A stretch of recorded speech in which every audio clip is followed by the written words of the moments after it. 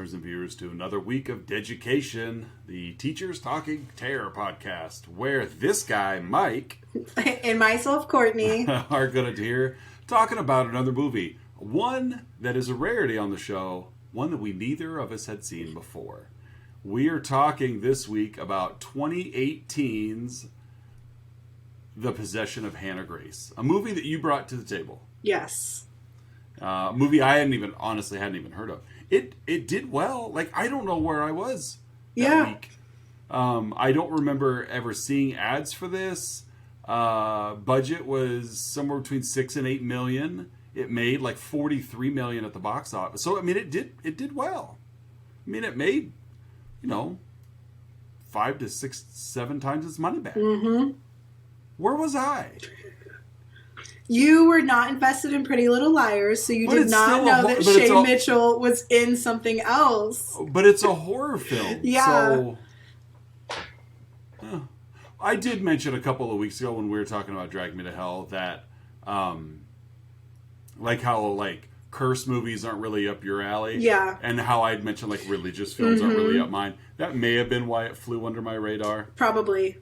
Is possession, and even in the trailer, the first thing to show in the trailer is, Catholic priests. And that may have been it. It was another possession movie. Because they do all tend to feel the same way. Yes, they do. Someone's possessed, and then whatever Catholic priest is trying to perform the exorcism, but they're struggling with their own internal demons. Yeah. They all kind of feel the same. That may have been why I wrote it off. I don't remember this movie.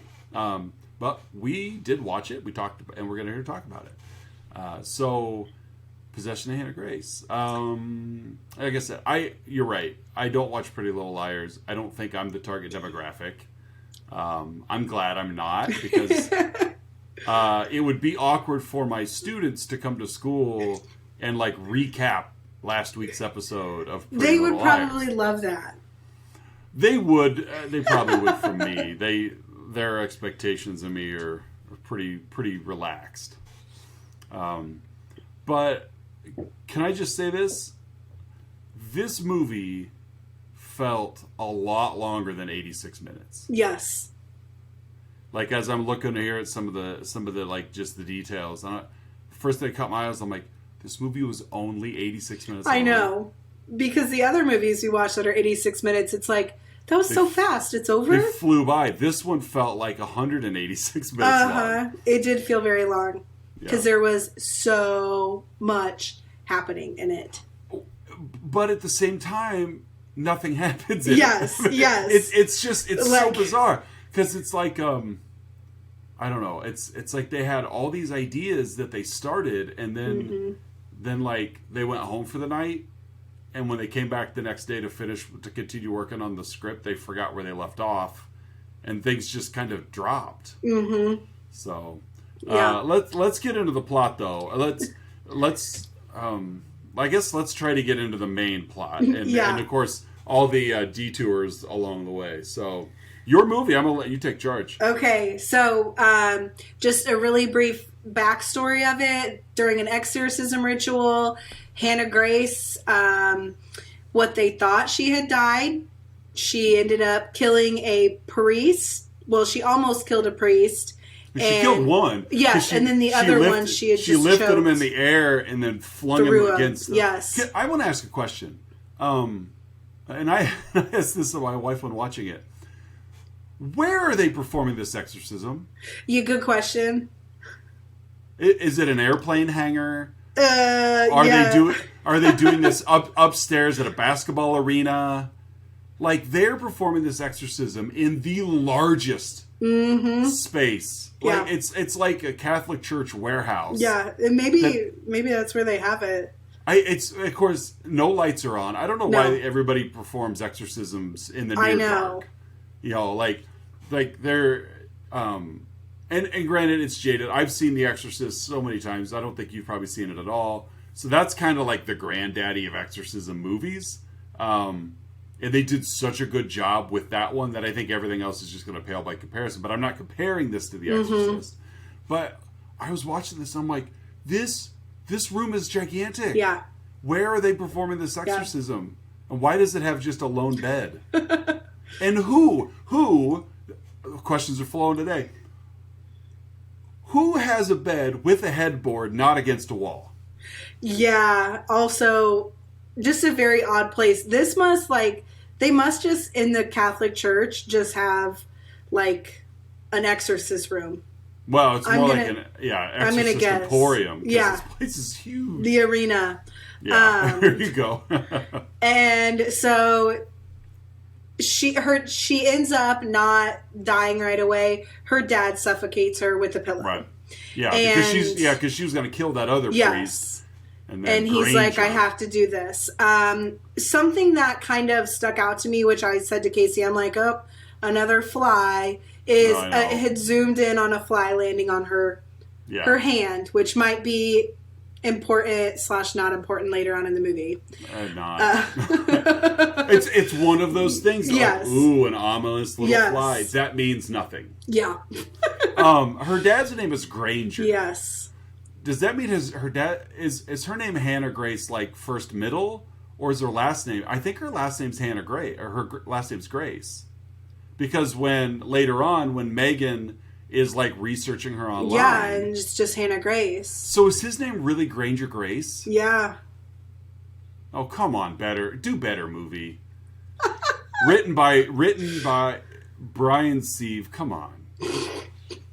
You named a character Granger Grace. Yeah. And it's That a man, is so it's not like unfortunate. it's not his name by marriage. That's his legit name. Granger's a last name. I like Granger. I But knew it's not a- yeah. No, it's but- not a first name. No, but Yeah. Granger Grace. Okay. 3 months later, Megan is our main character, played Mm-hmm. by Shay Mitchell, and she's an ex-cop from the Boston Police Department, and you find out very early that she struggles with addiction to pills. Yeah. She had a partner who was shot, and she just failed to move. Like her body was just like paralyzed locked up. in that moment. Yeah. She's got this night shift job at the morgue. That a friend of hers that she met in a recovery group Yeah. hooked Yeah. her up with. It's a really cool building. It's I read that they it's not a hospital. Okay. Like it is like they filmed it at the Boston City Hall, Okay. but it's supposed to be just a generic Boston hospital. Another question. If you are a recovering drug addict, can you be a nurse? I don't know. I Seems wouldn't to think be- so. I don't think so either. Like because Yeah. again, you probably are going to Yeah. meetings because you've gotten in trouble, Mm-hmm. and you would think then that I don't know. I mean, I'm sure that there are drug addicts Yeah. that are nurses, but it just seems to be like a real conflict of interest Yeah. when you're going to be delivering meds In giving, yeah. as a drug addict. Do better, Brian Steve. This movie is slowly failing for you. No. I've got good things. This is just me nitpicking. That's okay. That's all. I do have good things. I do. That is okay. So she trains for this job extremely fast. Like Yeah. Like, we she had talked just- about yeah. this. Yeah. Go ahead. the fastest I've ever seen anyone train. She sees everything done once and she knows how to do it. Yeah, And she's a pro. she gets a 20-minute orientation the night before she starts, and then suddenly comes in with no one else around. Yep. Absolutely no references to check with. Hey, can you straighten this? None. And she remembers how to do Everything. despite never doing any. Like even when she went in for orientation, the guy was doing it all. She didn't Yeah. do it. He just said, "Well, this is how you do this," and then did it, and this is how Yeah. you do that, and then did it. And she's like, "I'm never going to forget this. This is locked She core is a memory." she's a type of kid that everyone wants in their class. Like it's just done. She gets it. Yeah. A man shows up and is aggressively trying to get into the building at this point, and she's Yeah. like, just chalks it up as a homeless man, is what it is. Well, she ends up stepping out, breaking the rules, probably because she had 20 minutes of orientation, and she helps the EMT guy carry a body in. Question. Uh-huh. I don't know. If you're an EMT driver, if you're an EMT, not an EMT driver, if you're an EMT, can you work alone? I didn't think you could. It seems again to be not appropriate. Yeah, because I feel like every EMT I've ever seen it has a partner. Well, because if the whole purpose of being an EMT is to help, now granted, obviously this person is deceased, so is he just the dead body delivery guy? Maybe. Because he is, because otherwise you would need somebody tending to the patient while the other one drives. And I guess I always thought the funeral home director went and picked up the dead body. Yeah. Or at least do better, Brian. Again, it's like, oh, I'm the only, can you give me a hand? Sorry, she's I can't leave the building. Sorry. Well, my partner called in sick. Then they get you a replacement. Yes. That is why you have someone on call. You probably should not be driving bodies around by yourself. Yeah. And this homeless man sneaks into the building. She checks it in. This corpse is brutally murdered. They did a good job. They did looking this look real. Yes, they did. She's got the slashes on her, the burn. I mean, she looks. It is. And this girl is identified later as Hannah Grace. So, right. Actually, she's not identified. Well, yeah, Megan has to research her. Yes. This was just the ID that was found, and Megan researches her. Finds out just some odd things, like her eyes are brown, but they're blue. Little things that you see.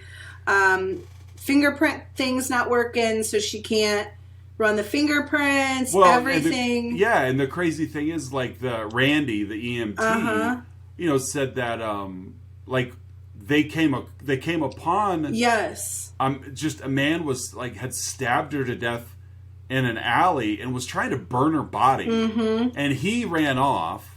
I wonder if there's going to be a connection here, but he runs off. So then. They've got her body, and it's they did a really good job with the makeup on this because it was, I won't say it was hard to look at, but it looked realistic enough to be her skin looks like it has been sliced and separated, but not in a Freddy or Jason kind of way where where they chop your arm off and it's just blood. You don't ever see bones or ligaments or tendons. This this looks that looks like it hurt. But what else does she find when she's researching Hannah Grace on the computer? She died a while ago. 3 months ago. Yeah. And it's one, how is her body not just rotted? Right. It must have been cool outside. But and she read that she died during an exorcism. So, she encounters a few other things that have kind of gone wrong in the thing. Like I said, the fingerprints, nothing's working. The door's not shutting. I know, man. That was so repetitive. It was open, close, open. It feels like at least half a dozen times. Look, Megan, I know that you're working alone, and I know that you're likely bored, and I know it's your first night, so it's not appropriate that you're working alone. But I don't think it's good practice to continually look at the dead bodies. Yeah, no. The number of times that she opened up her cabinet, pulled the body out, unzipped the body bag to look at her, and then zip her up and put her back. It's it was oh, that's a bit taboo. Yeah. Probably, your job is tag them and put them in the cooler. Yeah, they're not going anywhere. Well, no, they shouldn't. But they shouldn't. But yeah, so Megan is, it's been an odd first night. Yes. And she soon encounters the homeless man who had come in, and it ends up being Granger, who is... Granger Grace. And he is dragging Hannah's corpse around. Yeah. Pulling it out, trying to get her through the exit to Yeah. burn her. You got to incinerate her. Because Yes. if there's one thing Granger Grace knows, is he knows the layout of the Yes. morgue at Boston Metro Hospital. Mm-hmm. Because he knows his way around. Yeah, For for whatever reason. Yeah, and these are all motion sensor lights. Mm-hmm. And somehow he's maneuvering his way around the morgue without tripping any of the lights. Yep. He knows he knows which door Hannah's behind. He knows where the incinerator is. Like, Everything. he's a smart guy. He is. He actually picked it up faster than Megan did. Yeah, he did. Megan saw it happen once and knew it. Granger just knows. Yeah. A bunch of smart people in this movie. They're very intelligent. This is where Granger lets Megan know, like, Hannah's not dead. She's possessed. Like, she's not Right. she's not dead. So here a little while later, Megan calls the police, and her ex-boyfriend. Well, she called the security guards first. Yes, and they. And Ernie and Dave. Yeah. Oh. And they come. They're just like the typical. Yeah. Yeah. They're your typical late night hospital security guards. They come and they do subdue Granger. Yes. And then the police come and get him, and then that's the end of Granger. Yes. Like, we do not see him again the remainder of the film. You established him in the opening scene as her Yeah. father. You bring him back to the morgue. Like, he's the one that's on this quest to dispose of her body for good measure, because Yes. he knows. And then, like, third shift hospital security escorts him out of the movie. Yeah, he's no longer part of the cast. But he is, like you said, you're getting ready to say, he is replaced by Andrew. Yes, Mr. Kurtz, Megan's ex-boyfriend. who is also, he is still a police officer. Right. And he agrees to just kind of go over things and talk with her about the corpse. He told that, he's the one that, didn't he tell her that she died 3 months? Yeah, because he didn't believe her. Yes, It's Hannah yes. Grace. And He's he like, was she gonna died 3 take- months ago. He was going to take the fingerprints and everything. Because in a giant metropolitan city like Boston, Yeah. every police officer knows exactly when people die. Yeah, exactly. Meanwhile, the door opens to Hannah's thing again, and Get out. Dave, the idiot that he is, Yeah. goes in and checks. Yeah. And she has her telekinesis going again and kills him. Yep. Just sucks him up there and he's gone. Or does he? Yeah, she does kill him. I was going to but- say, wait, did I miss something? No. She kills him, but he's not gone. Gone. Right, 'Cause- yes. Because we meet... Because we see him again later. Yeah, we meet Demon Dave again later. Mm-hmm. Which doesn't make any sense. No. Because nobody else that she killed came back. Yeah.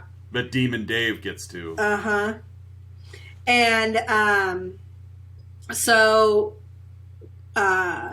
Megan notices that some of Hannah's wounds are missing because, again, she goes back to look at the body. Right. And it's like it's like she's baking a cake. yeah. You know, you just keep checking it. Don't let it overdo. Yeah. Yeah, she does. She keeps looking at it and notices like some of those giant slash burns around her waist are gone. Like they've healed basically. Yes.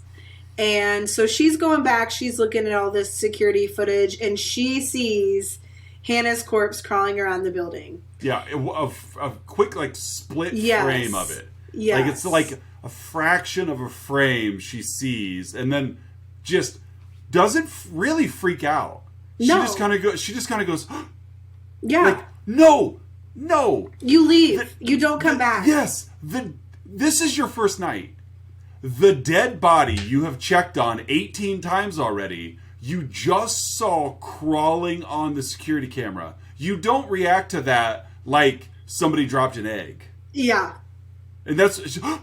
No, you don't. You're not watching a TikTok video of something that went wrong. This literally is going on around the corner from you. Mm-hmm. And she shows Lisa, who is her friend, and Oh yeah, because Lisa they is both like, work thirds. whatever, like that's not true. You're getting back into drugs, and just blames her like you're back on your addiction to pills. Well, it's like Hannah hears that, and as Lisa is in the stairwell, Hannah is, which I think was another cool shot of like the bird's eye view running up the stairs, and it was cool. She gets a hold of Lisa. Yeah, which never been an addict, so I've never been a recovering addict, but Lisa bailed on Megan quick for somebody who understands what she's going through. Yes. As soon as she saw the pill bottle, and she rightfully questioned her on it, and Megan denied it. And again, Lisa undoubtedly didn't believe her, and I don't blame her. Yeah. But she basically was like, I'm out. Mm-hmm. I'm like, wait, no. Like, you think that's going to help her? Yeah, exactly. Like, if y'all are going to AA meetings together, NA meetings, then you need to be there for her. And, question. Is there really one ER doctor and one nurse on duty in Boston? Yeah, because I feel like there's more than that in Canton. Yeah, there are more than that in Canton. But not Boston. Yeah. Not the city of Boston, where we have just one third shift overnight doctor and nurse. Mm-hmm. We have 2 security guards and 1 doctor. Come on, Brian. Yeah. Well, what it is our budget's a little tight. Yeah. So we could get the point across without having a lot of people around. Yes. They don't need extra warm bodies. Plenty of cold ones. Yeah, they do. Randy, the EMT, comes back, delivers. Megan's like, listen, I can't help you, but I need you to come in here and look at this body. Like, it's healing. No one believes me. That might be why they only have 1 doctor on duty, because apparently in Boston, everyone just dies. Yeah, they do. Like, this is, like, I get the vibe that, like, Lisa and the doctor saw 0 patients, but Megan has had 2 dead bodies in her first 8-hour shift. Yeah, and it's, from the same EMT. Yeah. So is there just 1 EMT in Boston? There's just 1, but there's 2 security guards. That's the only thing there's multiple of. It's the only thing that matters. And honestly, the bigger, stronger one is the one that never leaves his desk. Mm-hmm. Yeah. So when Randy gets to leave, Megan notices the lift has closed by itself, goes back, investigates security footage, and she sees Hannah's body going into the lift. So she goes down to warn Randy, and Hannah's already gotten to him. Yeah.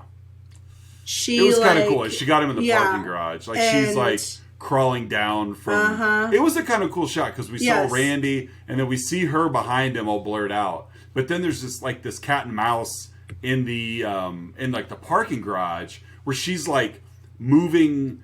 Like, I don't know where all these people are, because there's a lot of vehicle. There's actually multiple ambulances out there in the parking garage.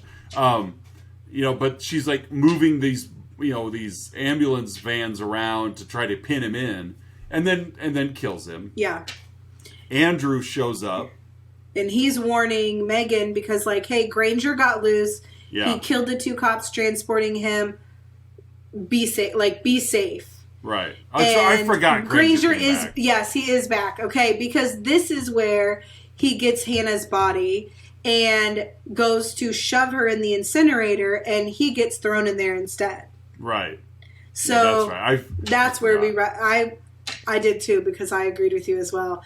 That's where we write off Granger. Right. Finally. Now he's gone for real. Right. No jokes this time. No. And then Andrew comes across Randy's body. Mm-hmm. And has the same reaction Megan did when she saw Hannah on the screen. Just, yeah. No, this is a deceased human being who's been violently killed. And your reaction is not to call for backup. Nope. I'm the only cop on duty in Boston tonight. Yep. Are we sure this was Boston, Massachusetts? Maybe it was like, I don't know, a smaller Boston. It had to have been. Had to have been. because there are just one of everything. I'm checking here. It was probably Boston, Kentucky. Or Boston, Alabama, or Boston, Georgia, or Boston, Indiana. That's my guess. I'd go with Boston, Indiana. Boston, Indiana. Yeah, Yeah, because they don't didn't really have any accents or anything. No, they didn't have a southern accent. Yeah. So, okay, we'll say Boston, Indiana. Yeah, this isn't Boston, Massachusetts. This is Boston, Indiana. And Granger explains to Megan that Hannah struggled with depression and like it just got worse and the demon fed off of her. Right. And Boston, Indiana's population is 149. So yes, this is Boston, Yeah, Indiana. yep, you only that's need it. you only Yeah. need one doctor. You only need one nurse. Yeah, both. Unfortunately, one of the two Catholic priests are dead. But yeah, Yes. this has got to be Boston, Indiana. Population 149. perfect. Really nice hospital though. They do. It's probably bigger than the town. Yeah, I'm looking at pictures of the town. Yep. They have a building that says bank. Go to the bank. Yeah, going to the bank. Perfect. So Granger wonders why Hannah killed Dave and Lisa and not Megan. And Casey watched this movie with me, actually. Yeah. And so, Side-Eye watched it. Right. And we watched it from behind the blanket. Yeah. While he threw his phone at several little pop-ups. And he thinks that because Megan struggles with these as well, that is why Hannah has not killed her yet, because she understands what it's like to struggle with it. And so that's what he said. And he's like, are you going to say that in your podcast? So I will. Does Casey listen? No, probably not. Okay. No. If it's not golf or basketball. Fair enough. He listens to me through the door. That's about it. Yeah, and my wife doesn't listen either. But that's okay. She, again, hears me through the wall. Yeah. And so Granger's been pushed into the fire, and Megan gets locked in her refrigerated drawer where she finds Lisa and... I didn't get that. Could you... Siri doesn't know. No. Lisa and Dave. She finds... Demon Dave. Yes, Demon Dave. They are both in the refrigerated drawer. Meanwhile, Andrew and Ernie come to Megan's help. Hannah is crawling on the wall like spider monkey, Spider-Man kind of looking. Tries to kill Andrew, but this is where Megan makes herself kind of gather herself together, and she shoots Hannah with Andrew's gun and drags her to the crematorium. And this is they did have like a little altercation here, because it's like Hannah's like begging not to be pushed into the fire and like trying to pull herself out, and Megan's pushing her, and that happens to be the end of Megan or Hannah. Question. If you were trying to use your hands to shove someone into an open crematorium fire, and your arms extend into the burning device, would you not get burnt? Yeah, not what Steve, is that his name? Steve doesn't think so. No, it's Brian. Brian Steve. Yeah, he doesn't think so. We literally see the flames licking outside of the open door. This is the hottest fire on the planet, right? And she has shoved her in with her arms inside of it, and her hair doesn't get singed, nothing. Nope. So, good for you. Do better, Brian. And it closes out with Megan is talking, and she mentions like she's been sober for a few months. She's just pulling herself kind of together to fight her depression. She And likes to that's- run. She really yes, likes to she run. does. And in other movies that I've seen with her, she runs as well. She's a Is she a runner as runner? well. Yeah. She's the Tom Cruise of contemporary actresses. Tom Cruise runs in a lot of his movies. So, Yeah, But yeah, that's Hannah, the possession of Hannah Grace. Yeah. Start with her dad, Granger Grace. Yes. And Ernie Gaynor, the security guard who helps at the Yes. end. His last name also starts with a G. So, Wow. all right. Yeah. Ernie has a last name, but Dave doesn't. Nope. Wow. Dave is just Dave. He has a crush on Megan. Yeah, No, he doesn't. does. He does. He literally just met He- her. It's not a crush. It's He likes in the way fact- she looks. Yeah, it's not a crush when you just Yeah. like how they look. It's like you have an infatuation. You're Yeah. looking at her and you're like, she is an attractive lady, Mm-hmm. and I am a third shift security guard at a hospital, so I have no game. Yep. So I'm going to do this. I'm going to try and scare her all the chances I can get. And 'Cause that's, it works. That's the way to a woman's heart. It worked because it scared me. Yeah, That him jumping out from behind that door. That first one got me. Yeah. I wasn't Oh. ready. 86 minutes. 86 minutes. This felt much longer. Yeah. I feel like I just talked for 86 minutes too. You didn't, though. You didn't. So, shall we grade this thing? Yes. All right. Okay, I liked the special type of how they made Hannah Grace's body look. Mm-hmm. I did like those types of things. It really it was just like a bunch of little stories, kind of like we talked about, pushed into one big book. That so I'm gonna go with the C plus. Okay. It wasn't my favorite, but I'd watch it again.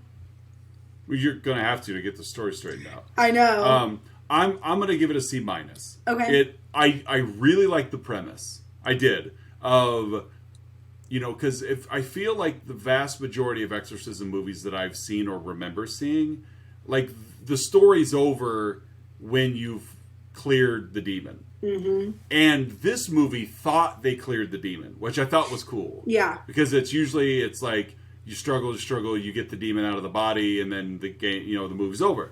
This started with, okay, she's dead. We got her. Yes. And then it's really cool too that it takes place 3 months later. Mm-hmm. I would have liked to seen less emphasis on like Megan and her struggles, and just more with the unbridled force of Hannah Grace. Yes. I don't necessarily need to see 3 months of Granger trying to get his daughter, but I would have liked to seen Granger stick around more. Yeah. As not the lead hero, but more like the hero trainer. Mm-hmm. To where because he had a very important part. He was did. a father, and he's basically been battling her by himself for 3 months. Yeah. And he got caught, which is fine. And so, but then he shows up again. I just felt like there was just things mixed in that didn't necessarily fit. I spent all that time on Megan's backstory of addiction and depression and losing her partner and her boyfriend, and which all is fine. But you called this movie The Possession of Hannah Grace. Yes. And then really we never saw her possessed. Yeah. We focused on Megan. It was on Megan and you her had new said. job. Yeah. And so I felt that they had plenty of opportunity there of Granger as this force of good versus his daughter, who's the force of evil. And then Megan, this hapless morgue attendant, gets trapped in the middle. Like, it started to head that way. It really did. And then, just dippy security guards intervene. And then suddenly Granger's gone for a while. Yep. But then you bring Granger back, and he's a bad guy. Because he got loose and killed the 2 cops. Like, hold on. Granger murdered 2 armed police officers, but he couldn't escape 2 hospital security guards? Yeah, exactly. Like, just those, those kind of little things, yeah. And it's like, you think about it too much, and you're really like, come on, like there was an opportunity here for him to be this anti-hero of sorts, and then he's burnt, and that's okay. I was okay with Hannah dispatching her dad, but that's when it should have turned over, and I guess it kind of did. But I was really never convinced that Megan was strong enough to get the job done. No, and I think that like a lot of it is, so the film I read was originally titled Cadaver. Cadaver, yeah. I think that if they would have stuck with that, then maybe people wouldn't expect so much of Hannah Grace in it. Possibly. Because it would have just been like, oh, okay, a dead body, a cadaver. Right. Like, maybe had they stuck with that instead of, because like I looked it up on Hulu and like I couldn't even find it under Cadaver. Like, it's only under the possession of Hannah Grace. So it's like... And plus it kind of needed to decide what it's going to be. Yeah. Was this... Let me look real quick. It is... What was it rated? R.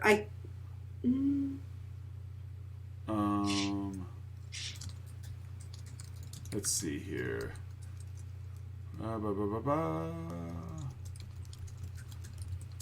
Possession of Hannah Grace. Rating... You mean like... It's rated R. Yeah. And so it's rated R, but it's just too safe. Yeah. Like if you've got the R rating, go for it. Yes. And they didn't go for it. Yeah, I feel like the only thing that made this rated R is because they're struggling with drugs or something. Because it's like... No, it's rated... there was some language. The drug thing wouldn't have been a big deal. That would have been fine for PG-13. Because they never showed her taking drugs. Yeah. The references to drugs Very are fine. True.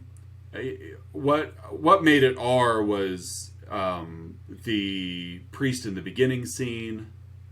That would have been a straight R right away. The dad murdering his daughter, those kind of things. But it's like I didn't necessarily need more gore, but I felt like they were.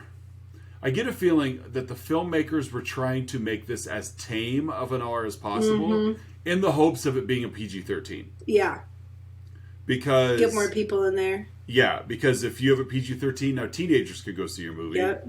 And teenagers watch Pretty Little Liars. So here we go. That's right. But it didn't get there, and so because it didn't get there, it just felt like some lost opportunity. Like they could have gone really on board and let Hannah Grace just be this destructive, demonic force. But they didn't. Like, and it's like, and I understand she was a kid, so I was totally fine. But it's like. And what I say was, I think they're trying to go for PG-13 is even the way that she was constantly positioned as a corpse. That's not how corpses are put at a morgue. Never been there, but I don't think they're put down that way. Yeah, not in like they're back in the womb. Yeah, well, or they're positioned in such a way that we see that she's naked. But the way her arms and legs are maneuvered, you don't see anything. Yes. Which is fine. I'm okay with that. Yes. But it's like, then don't make her naked. Yeah. Just, exactly. It's like if, you know what I mean? It just feels like we're going to show her that she's naked so that you can see the wounds. But we don't want to go overboard and actually show anything nudity because we might get a PG-13 out of this. Yeah. It just felt like they couldn't decide what they wanted to make. And so C- on that, not because of any performances. I think everybody was fine. I really liked the premise of it. I just think it was a really good idea that fizzled out, with people showcased that shouldn't have been, a la the security guards and Andrew, Granger taking kind of a back seat, and then just like, I don't know, just a lot of those weird decisions. Yes. And so that's where it gets my C-. What about a lesson? Might be another one of those tough ones. It is. This is more for like the older people, older children, I guess. Just because like this does talk a lot about depression, and I know that I've mentioned this. I feel like other videos there and podcasts that we've done, but it is something that is so big in kids today. Like we do. A risk assessment. And and it's kind of scary how many kids are read just in our small school. Yeah. And it's like that hurts my heart as a teacher, because it's like these kids are young, and like I have kindergartners who could possibly be struggling with depression. It's just not diagnosed, and they don't know how to address it. So no, not a clue. I definitely think that something that is very important for those older kids is like, it's okay to not be okay. Like, it is not taboo to go to therapy. It is not, it's not frowned upon to make yourself better and to try and be better for yourself. And talk about your feelings. Yes. All that is totally fine. Yes. And like, and healthy. exactly. And I won't say names, obviously, for confidentiality, but I have a student in my class right now, again, kindergarten, who uses our teletherapy services. And it's like, this child's mom has pushed this child. Like, if you want to talk to someone, then that's fine. And it's like this child, but it's just like, it's healthy that this kid knows, like, you know what? It's okay to want to talk to someone about things. Yeah, like, absolutely. it's okay. Right. I think that's well put. My message is going to be similar to that, but there was a part in the movie, and I mentioned it earlier, when we know Megan is struggling with addiction. She seems to have rebounded, but she's still like, she stole some pills from Andrew when he moved out, and she just keeps them as a security blanket. And her friend Lisa, who also is a recovering addict, finds the pills, calls her out on it, and then basically bails on her. Mm-hmm. If you have a friend in trouble, be there for them. Like, help them get help. You know, and listen to them, and you know, apply a little bit of trust, I suppose. But I just felt like the way Lisa handled it just bailed. Like, nope. If this is the life you're going to live, I'm out. And it's like that. If a person is struggling, leaving them to their own devices is not going to.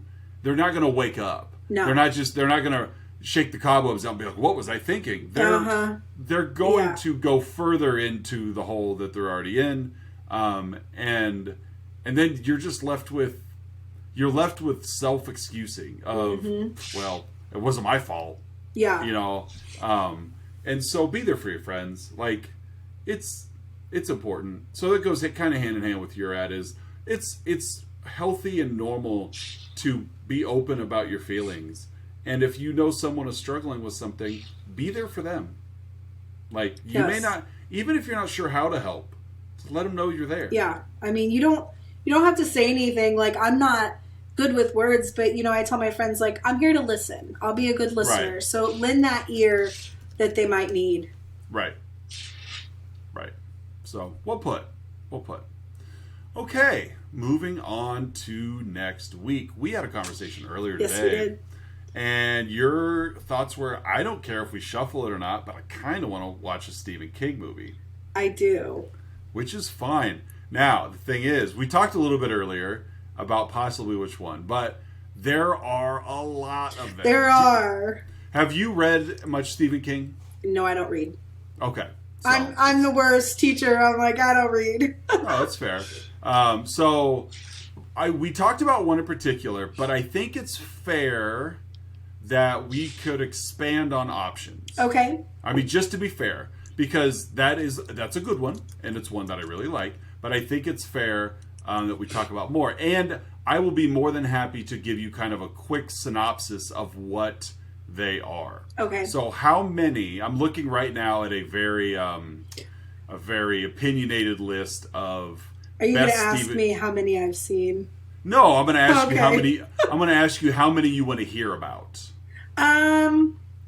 Let's do the top 3. Top 3.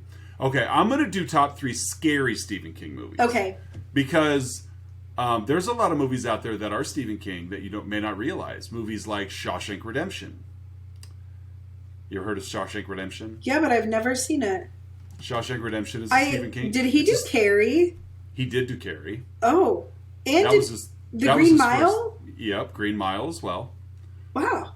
Yeah, Carrie was his first novel, actually. I'm over here thinking I've only seen It by Stephen King. Right. No, you've probably seen more and you just don't Wow. realize it. And so, top 3. Number 1 on this particular list is Carrie.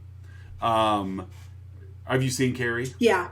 Okay, so And I've seen both, the new and the old one.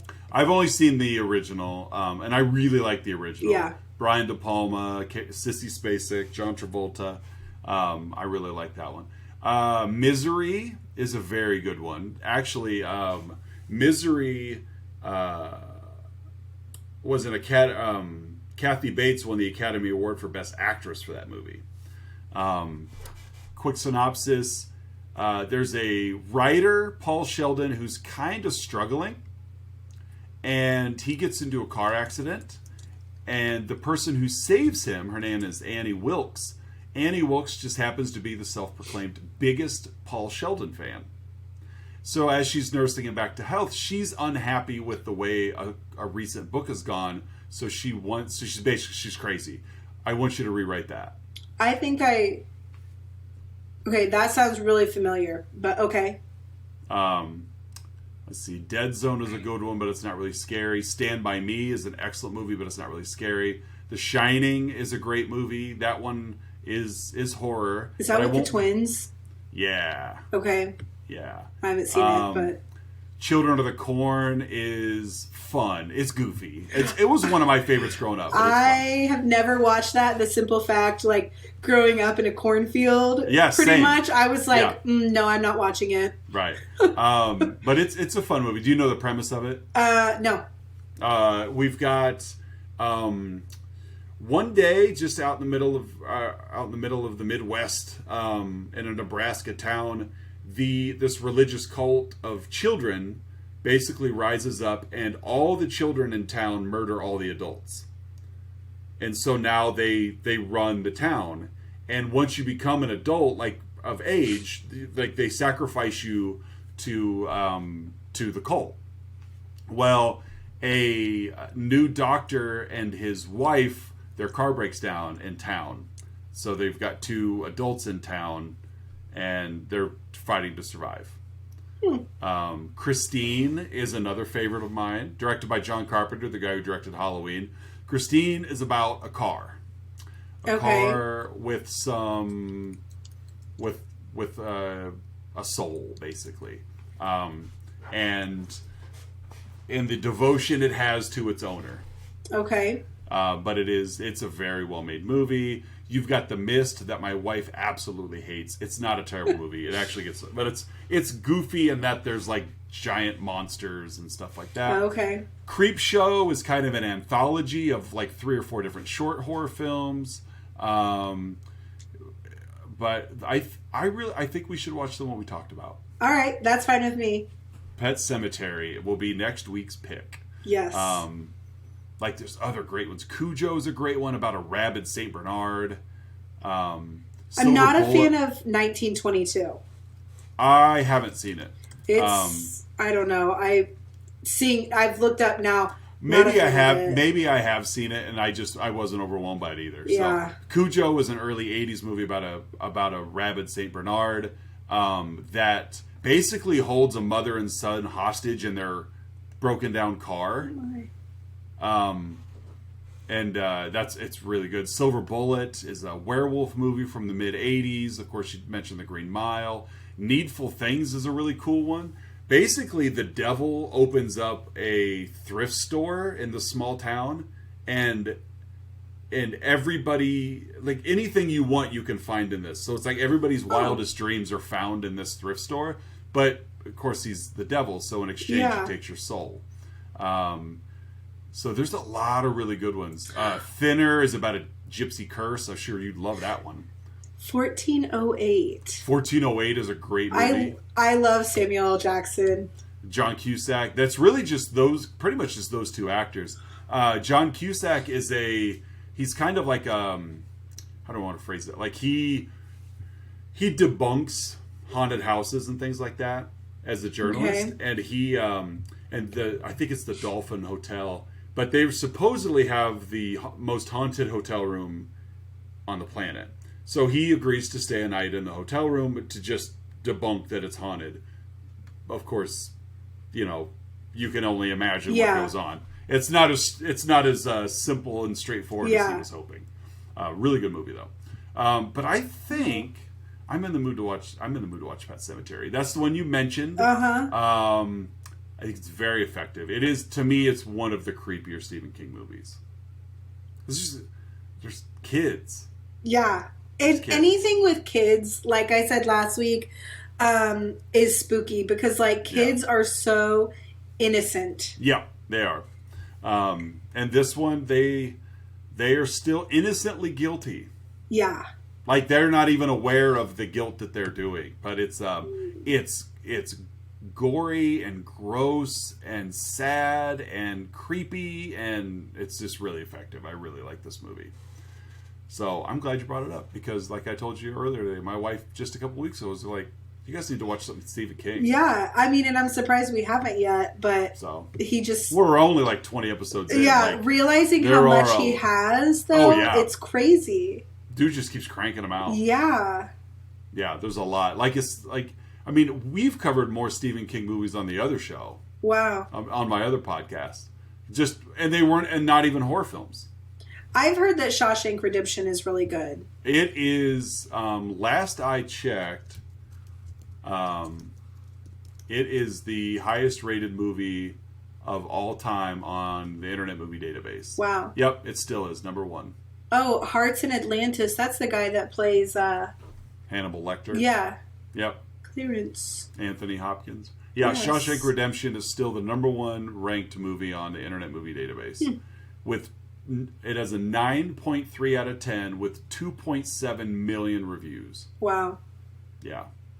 Wow. It's good. That's one of those movies that if it's on TV, my wife and I, if it's on, we stop and watch it. So That's how I came across The Green Mile. Casey stopped and watched it, but I didn't watch all of it. But yeah. So, but Pet Sematary, you're gonna like Pet it. Cemetery. You're gonna like it. So, and there is a remake. I haven't watched the remake yet, but I'm a big fan of the either. original. So, all right. Well, next week we will be back for Pet Sematary. Not your first Stephen King movie, after all. I know. Believe it or not, I've seen more of him than I thought. Just not horror films. But Yeah. no, if you hadn't seen Carrie, I was going to pitch either Pet Sematary, Carrie, or Christine.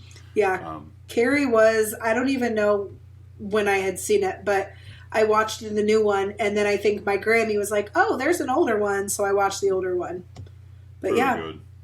it was pretty good. Yeah, and they both deviate a little bit from the book. I've read Yes. the book, and so the book's really good as well. But yeah, I went on, and Gerald's Game is one that came out just a few years ago. That book, it's one of those like 600-700 page books, and I read it in like 3 days. I could not put that book down, and the movie does a really good job too. That'd be a good one to cover. It's a husband and wife who are kind of struggling with their marriage go on like a surprise getaway to their lake house, and like it's in the fall, so like everybody else is gone from the community, and they're kind of playing some games, and she agrees to be handcuffed to the bed, and then he gets a little too aggressive, and so in an effort to like kick him off, like to Yeah. get her off of him, like he falls back and splits his head open and dies. And she's chained to the bed. And so that's not really giving much away. But Yeah. the whole rest of the movie is just the horror of how am I going to get out of this situation? Uh-huh. Like nobody knows I'm here. And she starts hallucinating, and it's a great book. It's a very solid movie. Like I said, it's just the premise of it is, Yeah. what do you do? And so we get to watch. It's uncomfortable to watch. Like, man, what do you do? You lay there and die, probably. Yeah, and then cut your arm off. Yeah, not only what do you do in a normal situation, but what do you do if that happens to you in a Stephen King book? Because now there's other things that are going to happen. Yeah. And it's a really fun one too. But we will be back next week with Stephen King's Pet Sematary, the original Pet Sematary, not the remake. So the one with Fred Gwynne He played Herman Munster in the Munsters TV show. He's the old man across the street. You wouldn't know it, but Yeah, no. he's my favorite character in the movie. By far. Like, love that character. So, social media, you know where to find us. Facebook, Instagram, and Twitter. Share with your friends. Share with your loved ones. Share with your neighbor. Shout it from the rooftops. The weather's starting to get nicer. Why don't you play our podcast in your car with the windows down and the system up? Like, really crank it so people could hear us talk about Brian Sieve and his ability to write a coherent plot. So, that's another week at education. Courtney, you have anything to send us out with? Nope. Have a great rest of your week. And hit us up, follow us, subscribe. Yeah. And we will be back with a I believe, a much more favorable review. I want to make it clear, I promise you, I am not. Hey, going even to if be you critical. wouldn't have liked it, that's okay. But I want to be clear, this is not going to be a situation where any idea you bring to the table, because I really like the premise. Never bringing another movie again. Exactly. That's what I'm worried about. You're just going to bail. And, hey, they can't all be good. Right. So, all right. Again, I brought Drag Me to Hell to you, so fair enough. All right. Well, Pet Cemetery next week. We'll see you guys. You guys have a good rest of your week. Bye.